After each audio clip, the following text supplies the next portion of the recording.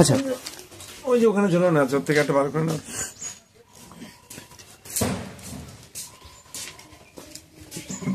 আপনার মতে যে প্রশ্নগুলো করতে চাইছে, প্রথম প্রশ্নটা হচ্ছে যে কোন ভ্যারাইটিটা বেস্ট হবে।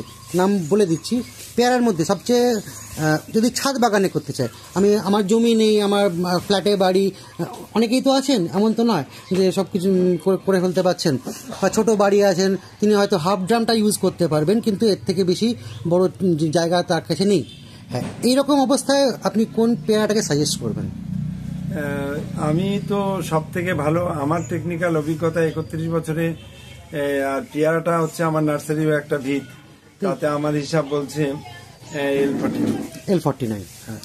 এরপরে যদি 2 নম্বরে বসাতে চায়, একাধিক মানুষ রাখতে চায়, সেটা বলবো গোল্ডেন 8 না হলে হোয়াইট ডাইমন্ড। গোল্ডেন 8 নয় তো হোয়াইট ডাইমন্ড। তিনটেই ছাদে করা যা সম্ভব তো মোটামুটি হাফ ড্রামে? হ্যাঁ, করা সম্ভব, কিন্তু সব থেকে বেশি ফলন পাবে L49, বা খেতেও ভালো বা সুস্বাদু। আর বেশ কিছু বন্ধুরা এই প্রসঙ্গে আরেকটু বলি, এরা দানা কম বা দানা নেই এরকম পেয়ারা চায়, মানে বীজ নেই, বীজ নেই। তো বীজ নেই এরকম পেয়ারা এসছে, সেটা আমি নাম বলি, সেটা হচ্ছে রেড ডাইমন্ড। হ্যাঁ, বীজ হিসাব মতন নেই। আচ্ছা। বা আমি পেয়ারা খেয়েছি, বা আমার প্রায় 150-200 মাদার ছিল। আচ্ছা। তো আমি 5-6 বছর রেখে প্রায় সব কেটে দিয়েছি, 10-20টা রেখে দিয়ে কেটে দিয়েছি। কেন? তার কারণ হচ্ছে যত ভালো পেয়ারাই হোক, মানে অসাধারণ খেতে, বীজ নেই, মানে যা আছে আপনার দাঁতে পড়বেন, যা 2-1টা আছে আপনি খুঁজে পাবেন। আচ্ছা। কিন্তু ফলনই নেই। আচ্ছা, সেটা আমার শুধু না, আমি আজকে যে কথাটা বলছি, যে সব বন্ধুরা নিয়ে গেছে, অধিকাংশ বন্ধুদের কোনো ফলন নেই। শীতের সময় গিয়ে 2-5টা পেয়ারা, কিন্তু কমার্শিয়ালে এর কোনো জায়গাই নেই। শখে জায়গা আছে, চেয়ার হবে অত্যাধিক, অসাধারণ চেয়ার হবে। আচ্ছা। যত পেয়ারা গাছ আছে রেড ডায়মন্ডের বেশি চেয়ারা কোনো গাছে হবে না। আচ্ছা। এইটা একটা সময় এই ঘুরিয়ে ফিরিয়ে পাঠানো হয়েছে, একটা সময় ললিত এসেছিল। হ্যাঁ, ললিত এসেছিল। সেই ললিতটাও আমি দেখেছিলাম একমাত্র ব্যাঙ্গালোর সাইডেই দেখেছি ভালো হতে, পশ্চিমবঙ্গের দিকে হয়নি। না, পশ্চিমবঙ্গের নামও শোনা যায়নি। না না না, আমি মাদার, সেটাও আমার অনেক মাদার ছিল। আমার তামিলনাড়ুতে যেত বেশ, ভেতরটা তো লাল হয়, লাল হয়, বাইরেটা সবুজ, কিন্তু ও মাদারও কাটতে হয়েছে। ফল পাওয়া যায়নি এখানে নাকি? ফল পাওয়া গেছে যা, ওটা তো আমার খরচের পয়সাই হবে না, গাছের জলের পয়সাই হবে। আচ্ছা। আমার যে কারেন্টটা পড়বে গাছে, যে জল দেবো, সে পয়সাটাও হবে না। আচ্ছা আচ্ছা। কমার্শিয়াল প্রোগ্রাম L49, বারুইপুর খাজা, এলাহাবাদ, সফেদ এলাহাবাদ, এগুলো চূড়ান্ত রেজাল্ট। আচ্ছা, বারুইপুর খাজা যখন বললেন, বারুইপুর খাজা কি গাছে মানে টবে করা সম্ভব? হ্যাঁ, টবে করা সম্ভব, আর এটা কমার্শিয়াল প্রচুর চাষ রয়েছে। আচ্ছা। কিন্তু L49 সবাইকে ব্যাঘাত ঘটাচ্ছে, কারণ এর ফলনটা এত বেশি, আর শিশু থেকে বৃদ্ধা পর্যন্ত খেতে পারে। আপনাকে দিয়েছি, ম্যাচুরিটি পুরো না, অসাধারণ। বীজটাও একদম নরম ছিল এখন, মানে এর নেট, আমি এই পেয়ারা নেটও একটা দিই আপনাকে। আপনি দিল্লি হোক, বোম্বাই হোক, আর কলকাতা হোক, যে কোনো ফ্রুটের দোকানে আপেল 24 ঘন্টায় অনেক দোকানে 1 পেটির হাফও বিক্রি হয় না। সেই দোকানদারই পার ডে 80 কিলো 100 কিলো পেয়ারা বিক্রি করছে।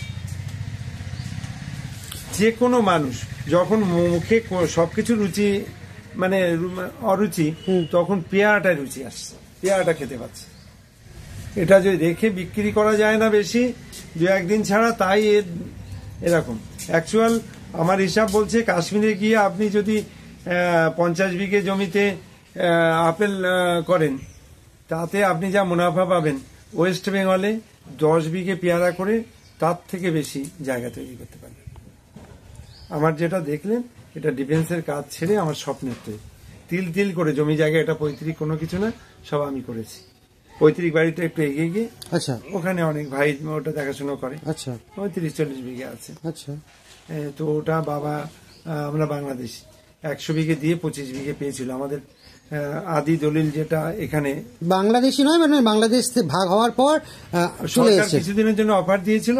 আমি বাংলাদেশ কেমন জায়গা জানি না, আমি মায়ের কোলে চলে এসেছি। বাংলাদেশি বললে তো আপনি ইন্ডিয়ান সিটিজেন নন, সেরকম হয়ে যাচ্ছে। না না, সেটা তো না। আমি তো আমার আর্মি নাম্বার 638002 কোম্পানি, ওই জায়গাটাই তো নেই। মানে আমার পূর্বপুরুষ বাংলাদেশে ছিল, বাবা 100 বিঘে দিয়ে 25 বিঘে পেয়েছে। আচ্ছা, তার গভর্নমেন্ট দলিল যেটা, সেই দলিলটা আছে। আচ্ছা, সেটা বলুন। সেই দলিলটা আছে। আর আমার এটা তো বললাম স্বপ্নের ঠিক বাবুই পাখি যেভাবে বাসা তৈরি করে, এই রাস্তার থেকে গিয়ে দেখবে 20-25 বিঘে জমি, এটা ওইভাবে তৈরি। আর আমার বাগানে যখন যেরকম ফল থাকে, কাস্টমার আসলে এদের খাইয়ে থাকলে বেচাকেনা হবে, না হলে বেকার বেচাকেনা হবে। সেটা যত দামি, ড্রাগনও তাই। আচ্ছা, এক এক চালানে 700-800। ওই এই পাশের যে টুকরোটা দেখলেন ড্রাগনের, কেটেছি, কিন্তু না, তখন গরমেও কাস্টমার প্রচুর। আর এরা একটা ফল হাতে দিলে আমি দেখেছি খুব স্বস্তি বা শান্তি। হ্যাঁ, ফলের টেস্টটা তো অদ্ভুত সুন্দর দেখলাম। না, আমি একটা পেয়ারা খেলাম, পেটটা তো ভরে গেল। আর এমন কোনো কিছু দিন, দুটো পেয়ারা খেলে আপনার টিফিন না করলে কোনো যায় আসে না, কিচ্ছু যায় আসে না। যতটা ভিটামিন দরকার, যতটা আপনার দরকার, ততটাই ওর মধ্যে আছে। আচ্ছা, মৌসুমি যদি আমি বলি, তাহলে ছাদ বাগানের জন্য কোনটা বেটার? মৌসুমি এখন অনেক অনেক প্রোগ্রাম আছে ভালো ছাদ বাগানের জন্য, কিন্তু আমি জমির কথা বলছি। ছাদ বাগানের জন্য, এর জন্য উঠে আপনাকে দেখাবো। হ্যাঁ, সেটা পরে দেখবো, একটু পরে। মানে ফল সমেত এখনো আছে, অসাধারণ ভ্যারাইটি আছে মৌসুমি। আর কম পয়সার মধ্যে অনেক দিন এসছে, সেটা আমি ভিয়েতনামের নাম বলি। ভিয়েতনাম বলবো। হ্যাঁ, আচ্ছা।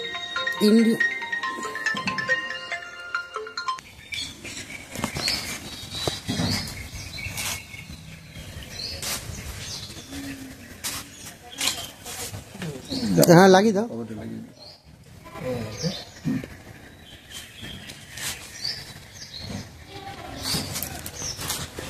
আপনি একটা পড়েন, কোথায় একটা পরিবর্ত ভাই।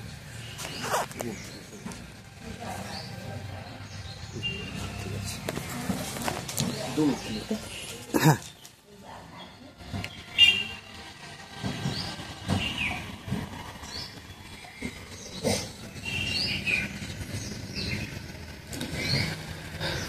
তাহলে প্রসঙ্গে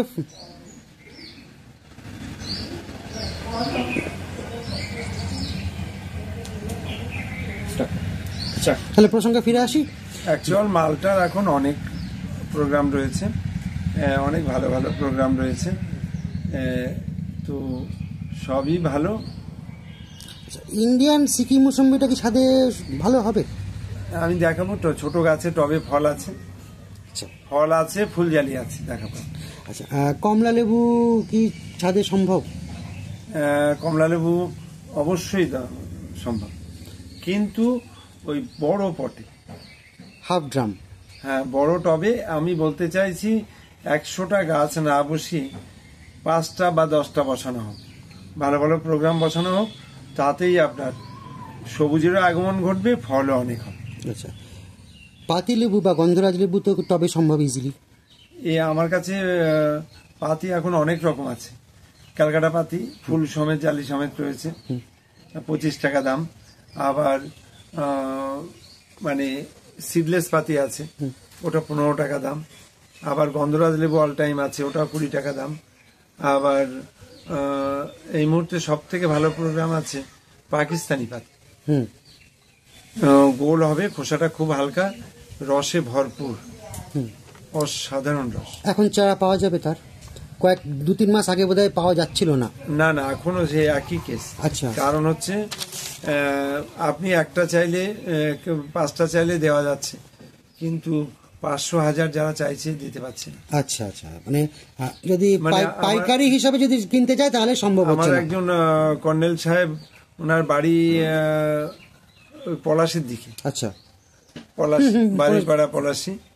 তো উনি 31শে জানুয়ারিতে উনি রিটায়ার্ড হয়ে আসছে। আচ্ছা, উনি অলরেডি এক গাড়ি অনেক জমি জায়গা নিয়ে ফেলেছে। উনি ওই অবসর টাইমটা বসে থাকবে, সেই যন্ত্রণাটা অনেকদিন ধরে ভুগছে যে আমি রিটায়ার্ড হয়ে গেলে আমি কি করব। তো উনি রিটায়ার্ড হয়ে আসছে, অনেক গাছপালা, এক গাড়ি গাছপালা নিয়ে গেছে ছোট হাতিতে। আবার উনি 3000 পেঁপের চারা অর্ডার দিয়েছে, আর অর্ডার দিয়েছে ওই পাকিস্তানি পাতি 4-5 বিঘেতে বসান। কত অ্যামাউন্টে অর্ডার দিয়েছেন উনি মোটামুটি? অর্ডার দিয়েছে মানে ওনার সঙ্গে সম্পর্কটা এত ক্লোজ। হ্যাঁ, আপনারই তো প্রফেশনাল লোক। উনি আমাকে কাশ্মীর ঘোরানোর জন্য অনেক একটা চেষ্টা চালিয়েছিল, আমার কাশ্মীর যাওয়া হয়নি। আচ্ছা। তো অনেক চেষ্টা করেছিল, প্রয়োজনে টিকিট ফিকিট কেটেও পাঠাতে চেয়েছিল, তো আমার সে সময়টাই দিতে পারিনি। ওনার সঙ্গে সম্পর্কটাই অন্যরকম। উনি আসছে, এসেই কদিনের মধ্যে 2-4 দিনের মধ্যে এখানে চলে আসবে। উনি জ্যাকফ্রুটটা বেশি বসাবে। আচ্ছা। ওই যে জ্যাকফ্রুটটা দেখালাম আপনাকে, আর খুব ভালো প্রোগ্রাম। এই জ্যাকফ্রুট সম্পর্কে তখন যে কথাটা বলতে চাইছিলাম সেটা বলা হয়নি। আপনার যে ছবিটা আমি দিয়েছি 16 মাসের গাছে যে ফল ধরে আছে, তো এক কথায় বলবো 1 বিঘে জমিতে যদি জ্যাকফ্রুট লাগানো হয় আর যদি পরিপূর্ণ না কষ্ট করলে কোনো কিছু হবে না, পরিপূর্ণ ট্রিটমেন্ট দেওয়া যায়, অ্যাকচুয়াল জ্যাকফ্রুটে জল বাঁধলে, স্থায়ীভাবে জল বেঁধে গেলে গাছ থাকবে না, মারা যায়। আচ্ছা। ও দ্রুত শিকড় পচে। আচ্ছা। তো 1 বিঘে জমিতে কাঁঠাল বসালে আমি কৃষকদের কথা ভাবি, তো এদের এগিয়ে দেওয়ার একটা প্রচেষ্টা, সেই সম্পর্কে আমি কথাবার্তা বলি। তো আমার হিসাবে 1 কোটি টাকা ডিপোজিট করা। যদি কেউ মনে করে যে এটা হাইব্রিড কাঁঠাল, এটা বেশি দিন এই গাছ বেঁচে থাকে না, অ্যাকচুয়াল এই প্রসঙ্গে আমি ভেঙে দিই, যেটা কোনো নার্সারি কোনো বন্ধু বলে না, সেটা আমি বলি। হাইব্রিড বলে কোনো কিছু নেই। প্রতি সেকেন্ডে, প্রতি মিনিটে পৃথিবীর জনসংখ্যা বৃদ্ধি পাচ্ছে, মাটি কমে যাচ্ছে। ঠিক কথা। শুধু কলকারখানা না, বসত বাড়ি, সব থেকে বেশি বসত বাড়িতে দ্রুত মাঠে চলে যাচ্ছে বংশ বিস্তারের ফলে। আর বিশেষ একটা সম্প্রদায়, সেটা আমি নাম না বললে আপনি বুঝতে পারবেন, এদের দ্রুত জনসংখ্যা বৃদ্ধি হচ্ছে। বৃদ্ধি হয়ে এরা মানে কৃষি জমি হারিয়ে ফেলছে, সব ভাগ বটরা হয়ে কৃষি জমিতে বসত বাড়ি চলে যাচ্ছে। তো দরকার হচ্ছে প্রোডাকশানের। এক কথায় বলি, যে কোনো প্রোডাকশান আপনি করুন না কেন, সেই কথা আছে না, ভাত ছড়ালে কাকের অভাব নেই। তো আজকে তো ইন্টারনেটের যুগ, তো আপনার জমিতে যখনই ফ্রুট হবে ভালো, যে কোনো প্রোগ্রাম ভালো হবে, আপনি ইউটিউবে ইউজ করেন, কাস্টমারের অভাব নেই। আর এর মধ্যে একটু সমস্যা আছে। অ্যাকচুয়াল আমি পুরোটাই যা বললাম আপনি পারবেন না যে একটা কথা ঠেলতে। অ্যাকচুয়াল এর কিছু সিস্টেম আছে। সিস্টেমটা হচ্ছে, এই যেখানে যত প্রোডাকশন বেশি, চাষ বেশি, সেখানে তত খরিদ্দার বেশি, সেখানে তত দাম বেশি।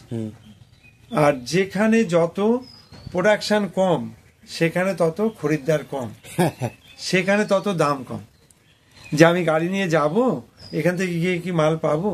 যদি না পাই ফিরে আসতে হয়। প্রথম প্রশ্নটা ওটাই জাগে। হ্যাঁ, তো এটা বন্ধুরা অনেকে অনেকভাবে ব্যাখ্যা দেবে, যার জন্য এই কথাগুলো আমি কথা বললে কথা ভেঙে দেওয়ার কিছুটা চেষ্টা করি। তো প্রতিটা জিনিস ভালো। লেবু সম্পর্কে, লেবুর গুণাগুণ, আপনার চ্যানেল তো প্রথম আজকে, আমি গুণাগুণ সম্পর্কে অনেক কিছু বলেছি, হোয়াইট জাম সম্পর্কে বলেছি, ব্ল্যাক জাম সম্পর্কে বলেছি। ব্ল্যাক জাম এমন একটা জিনিস, মানে আমার মানে কি বলবো, এত ভালো প্রোগ্রাম। অনেকে ব্ল্যাক জাম একটা দুটো খেতে চায় না, কারণ হচ্ছে জিভটা মোটা হয়ে যায়, যে প্রজাতিরই হোক। এখন থাই কিং বেরিয়েছে, এইবার জিভটা মোটা হয়ে যায়, গলাটা আটকে যায়, ওটাই মেডিসিন, আমাদের ব্লাডটাকে ফিল্টার করে। অসাধারণ প্রোগ্রাম। সুস্থ জীবনযাপন চাইলে ফলের দিকে তাকে আসতেই হবে। আগামী দিনে আরো যেভাবে আমাদের দেশের টেম্পারেচার বাড়ছে, অ্যাকচুয়াল এই ভারতবর্ষকে সঠিক জায়গায় আনতে গেলে দ্রুত কয়েক হাজার কোটি গাছ লাগানো দরকার। কয়েক হাজার কোটি গাছ লাগানো বাধ্যতামূলক। ফল খাওয়াটা যারা দূর থেকে আসছে, এরা অনেকে বলে দাদা অনেক দূর থেকে শখে এসছি, একটু দেখে দিন, কিন্তু আমার কাছে কথাটা ভুল। গাছ লাগানো বাধ্যতামূলক, ফল খাওয়াটা বাধ্যতামূলক। সুস্থ জীবন চাইলে এটা করতেই হবে। আর এই যে গাছতলায় বসে আছেন, গাছ আছে বলে আমরা আছি, গাছ না থাকলে আমরা থাকবো না। আপনি যদি এটা যদি চৈত্র বৈশাখে আসতেন, তো এইখানে যা টেম্পারেচার, আপনি একটু এগিয়ে গেলে যত এগোবেন তত বাড়বে, যত এগোবেন তত বাড়বে। আর এখানে মানে আমার কাজ সরকারকে খোঁচা দেওয়া না, কিন্তু কথাগুলো বাধ্যতামূলক এসে যায়। মনের কষ্ট থেকেই চলে আসে। সরকারকে ভোট দিয়ে, সরকারকে ক্ষমতায় দিয়ে সরকার সব দেশটাই মনে করে তার, বা শাসক দলের সমস্ত এমএলএ এমপি এরা তাই মনে করে। তো রাস্তার ধারে যে বড় বড় গাছগুলো কাটা হচ্ছে, সব সময় বনগাঁর দিকে আমি যেতাম, একটা টাইমে এত বড় বড় গাছ ছিল, সব কেটে সাফ করে দেওয়া হয়েছে। কলকাতা, আসানসোল পুরো গাছ শূন্য হয়ে যাচ্ছে, একটাও নেই। এটা পাবলিক চাইলে 2-3 মানুষ মিলে একটা পিটিশন দিলে এটা বন দপ্তরে কেস করতে হবে, সরকারকে রুখে দেওয়া যাবে। আমাদের সরকারকে, আপনি সরকার হতে পারেন, যে আমাদের মানে জনগণের দেওয়া রায়, হ্যাঁ, অ্যাকচুয়াল একটা গ্রামের মেম্বার থেকে প্রধানমন্ত্রী পর্যন্ত এদের নিজস্ব কোনো ক্ষমতা আছে? গণতন্ত্রটা এসেছে কি জন্য? হ্যাঁ, তাই না? তো সেই জন্যই বলি এদের একটু অপব্যবহারটা না করে এদের সঠিক ব্যবহারটা করতে। রাজা যদি, আমার যদি রাজারই প্রয়োজন হতো তাহলে রাজতন্ত্র থাকতো, রাজতন্ত্র থাকতো, তাহলে আমার গণতন্ত্রের আনার দরকার ছিল না। না, সেই গণতন্ত্র থাকছে না তো, সেটাই হচ্ছে প্রশ্ন তো, না সেটাই থাকছে না তো। আর বাস্তব কথা হচ্ছে, খারাপ পাবেন না, আপনার ছোট চ্যানেল, বড় বড় চ্যানেলে আমি ইদানিং লক্ষ্য করছি রিপাবলিক বাংলা কিছু সত্য তুলে ধরছে। অ্যাকচুয়াল সত্য তো তুলেই ধরে না, এরাও সরকারের কাছে বিক্রি হয়ে যায়। খারাপ পাবেন? আচ্ছা, আপনি কি আমার একটা কথার উত্তর দিতে পারবেন? বলুন। মানে আপনার চ্যানেল, আপনাকেই জিজ্ঞাসা করছি, এই যে আমার পশ্চিমবঙ্গ সরকার যারা শূন্য পেয়েছে এদের চাকরি দিয়েছে, আপনার আমার ট্যাক্সের টাকায় কিন্তু উনি চলে একদম। হ্যাঁ, এবার এদের চাকরি চলে যাওয়ার পরে দেখলাম উনি আবার সেই চাকরি রক্ষা করার জন্য সুপ্রিম কোর্টে গেছে। আচ্ছা, শূন্য পেয়েছে যারা, তাদের চাকরি দিয়েছে, উনি কি ভেবেছে যে পরবর্তী জেনারেশন এদের কাছ থেকে কি শিখবে? এটা সবচেয়ে প্রথম প্রশ্ন। উনি কি শেখাবেন যে শূন্য পেয়ে পাস? উনি দেশটাকে কোথায় নিয়ে যেতে চাইছে? শূন্য পেয়ে যে পাস করেছে, রাজ্যটাকে কোথায় নিয়ে যেতে চাইছে আপনি কি বলতে পারেন? কোন মন মানসিকের থেকে এই ধরনের কাজ করবে? আপনি এই দেশে থাকি, পশ্চিমবঙ্গে থাকি, কোনো একটা গন্ডগোল হয়েছে, নুপুর শর্মাকে কেন্দ্র করে যেটা দেখেছিলেন, কোনো একটা গন্ডগোল হয়েছে, আমরা যদি সরকারি সম্পত্তি, বাস, ট্রেন জ্বালিয়ে দিই, তাহলে আমরা, আর সরকারের কি কাজ? আমরা দেশদ্রোহী তো। দেশে থাকবো, দেশের সম্পত্তি জ্বালিয়ে দেবো, পুড়িয়ে দেবো, আমরা দেশদ্রোহী তো। সম্পত্তিটা তো এসছে আমাদের ট্যাক্সের টাকাতেই। না, আমি ওই জায়গাটা পরে, আমি এই দেশে থাকবো, এই দেশে বসবাস করবো, এখানে সবকিছু খেয়ে মানুষ হব, বড় হব, সমস্ত সুযোগ সুবিধা নেব, কিছু হলেই আমি রাস্তায় গিয়ে ভাঙচুর শুরু করব, গাড়ি ঘোড়া জ্বালিয়ে দেবো, পুড়িয়ে দেবো। তাহলে আমি কি দেশদ্রোহী? তো সরকারের কি কাজ করা? হাত জোড় করা না গুলি চালানো? শাসন করতে গেলে সব রকম করতে হয়, ঠিক বাস্তবটা বলুন, না হলে তো শাসন ব্যবস্থা থাকবে না, অথর্ব হয়ে যাবে। একদম। তাহলে হাত জোড় করলে কি লাই দেওয়া হলো, মাথায় তোলা হলো, নাকি শাসন হলো? কোনটা? শাসন হলো না তো, মাথায় তোলা হলো। তা এই সত্যটা বলে কে? কে বলে? আরে মানুষ, আমরা সাধারণ মানুষ, আমাদের কোনো গদির লোভ নেই, আমরা কর্ম করে খেতে চাই, শান্তি চাই। হ্যাঁ, কোন দেশের কে একজন, যেই হোক, নুপুর শর্মা যেই হোক, সে কি কথা বলেছে? এই দেশের বাড়ি কেন ভাঙচুর হবে? নিরপরাধ মানুষের কেন ভাঙচুর হবে? নিরপরাধ বা শিশুগুলো কেন সেই ঘরে থাকতে পারবে না? মানে পুলিশ অফিসারের সামনে অবাধে কেন সেই বাড়ির থেকে লুটপাট হবে? এই ব্যবস্থা কেন বন্ধ হবে না? আমি বলেছি, দিদি ভাই যদি এগুলো না দেখে, একটা সময় যখন এটা বাংলাদেশ না, এটা ভারতবর্ষ, যদি ঘরের লোক সব বেরোতে শুরু করে, তখন কিন্তু আর বেশ সামাল দিতে পারে। এই জন্য বলি, ভুল ত্রুটি শুধরে নিতে। সে যেই হোক, যদি আমি দিদিভাইয়ের জায়গায়, আমার সন্তানও যদি কিছু করে, তার প্রাপ্য যে শাস্তি সেটা দিতে হবে। শাসন তো করতে হবে, হবে কিনা? একদম। শাসন না করলে তো দেশটা তো বয়ে যাবে, নষ্ট হয়ে যাবে। শাসন হচ্ছে, মানুষ কিছু বোঝে না, কিছু বোঝে না, দেখতে পাচ্ছে না শাসন হচ্ছে। আর বোনটিকে এইভাবে মারা হলো, বোনটি মরে যাওয়ার পর থেকে আমার মস্তিষ্ক বিকৃতি। বাস্তব কথাটা শোনো। আপনি কেন, অনেকেরই এরকম কন্ডিশনের মধ্যে, কিন্তু সত্য বলেনি আমার ভাই বোনরা কেউ। কেন বলতে পারবে না? দিদিভাই তো সাধারণ মানুষ, উনি সিকিউরিটি ছাড়া একটা টাইমে চলতো, আমি ওনাকে সমর্থন করেছি, আমি ওনাকে ভোট দিয়েছি। একদম। হ্যাঁ, আমার খুব ভালো লেগেছে ওনার প্রথম যে প্রতিবাদগুলো, একদম। হ্যাঁ খুব ভালো লেগেছে। কিন্তু আজকে তার আচরণ কি? হঠাৎ করে এরকম বদলটা ঠিক সহ্য মানে আজকে প্রাইমারি এত স্কুল বন্ধ হতে চলেছে কেন? সরকারি শিক্ষা ব্যবস্থাটা অথর্ব হয়ে গেছে, এগুলো পার্টি পলিটিক্সের প্ল্যাটফর্ম তৈরি হয়েছে। বাস্তব বলছি না, ভুল বলছি? একদম ঠিক কথা বলেছেন। হ্যাঁ, কেন বন্ধ হবে? ওনাকে ভোট দিয়ে কি আমাদের দেশটা ওনার কাছে বিক্রি করে দিয়েছি? প্রাপ্য যার দোতলা বাড়ি আছে সে কেন ঘরের টাকা পাবে? আমার মনে হয় না আমার বাবা কোনোদিন একদিন রেশন তুলেছে। সরকারি সাহায্য কি জিনিস আমরা বুঝি না, আমরা কর্ম করতে ভালোবাসি, কর্ম করেই খাই। তো আমার বক্তব্য, যারা অসহায় মানুষ তাদের সরকার যেটা দিচ্ছে তাদের প্রাপ্যটা একজন প্রভাবশালী কাছে যাবে কেন? অনেক ভুল, কটা ভুলের কথা বলবো, শুধু চাকরির কথা না। আজকে যারা 100তে 100 পেয়েছে তারা রাস্তায় বসে আছে।